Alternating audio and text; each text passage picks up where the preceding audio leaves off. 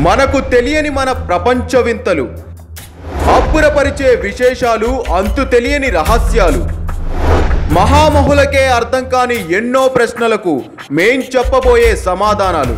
Special series త్వరలో.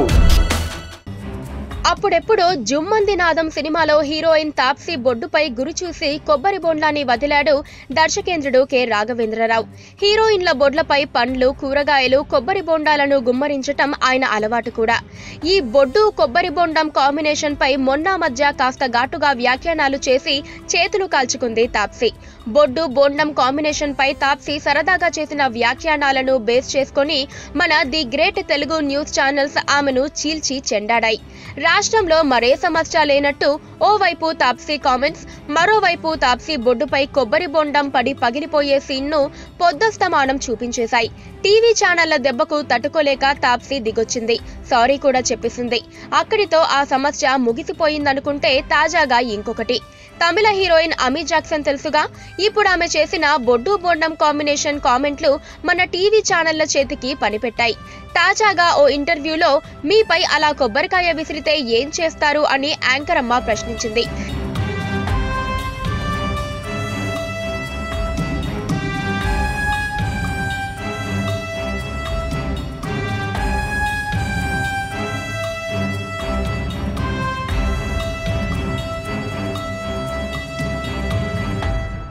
దీనికి స్పందించిన అమీ, అదృష్టవశాత్తు ఇప్పటి వరకు నేను మంచి వ్యక్తిత్వం ఉన్న దర్శకులతోనే పనిచేశాను. అలా కొబ్బరికాయలు విసరడం చాలా భయంకరంగా ఉంటుంది. నాకైతే ఎప్పుడూ అలాంటి అనుభవాలు ఎదురు కాలేదు. దర్శకుడు నాపై కొబ్బరికాయ విసిరితే తిరిగి దాన్ని వారి ముఖం మీదకే విసిరేస్తా. అందుకే నాతో ఎవరూ అలా ప్రవర్తించలేదేమో అని సమాధానమిచ్చింది అమీ జాక్సన్. ఈ కామెంట్లు కూడా మన దర్శకేంద్రుడిని తీవ్రంగా అవమానించినట్లు తెగ ఫీల్ అయిపోతున్నాయి తెలుగు ఛానల్స్. ఇప్పుడు అమీ జాక్సన్ ను ఏరిపారేసే పనిని తమ భుజస్కంధాలపై జాగ్రత్తగా మోస్తున్నాయి. మంచి వ్యక్తిత్వం ఉన్న దర్శకులతోనే పనిచేశానంటే మన దర్శకేంద్రునికి మంచి వ్యక్తిత్వం లేనట్టేనా అంటూ దీర్ఘాలు తీస్తున్నాయి తెలుగు ఛానల్స్.